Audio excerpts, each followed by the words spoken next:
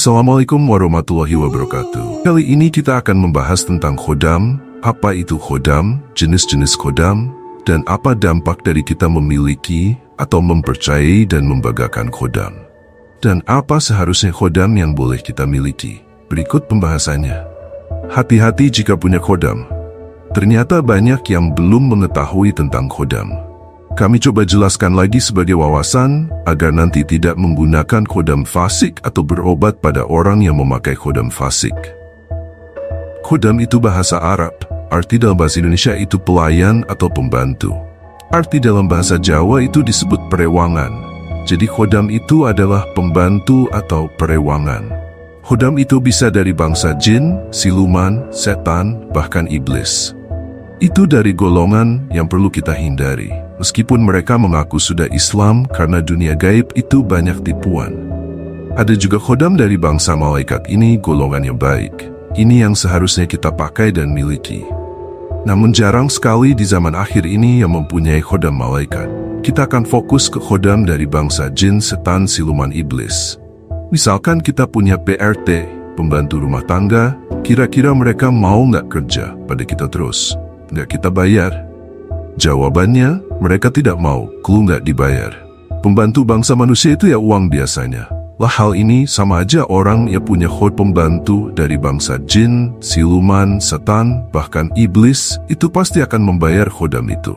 Kadang, ada yang tahu bayaran apa yang harus dia beri pada khodamnya. Misal pesugihan, maka bayarannya tumbal dan lain-lain.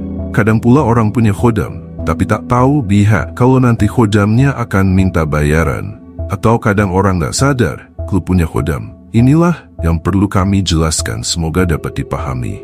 Khodam berbangsa jin, setan, siluman, iblis itu yang pasti akan meminta bayaran berupa ruh dan sukma.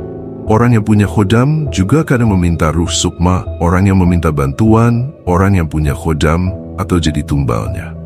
Semoga paham di sini. Jadi orang punya kelebihan aneh-aneh di luar umum, itu jangan kaget dan heran, biasa saja. Bisa jadi itu adalah hasil dari bantuan dari jin, siluman, iblis, setan.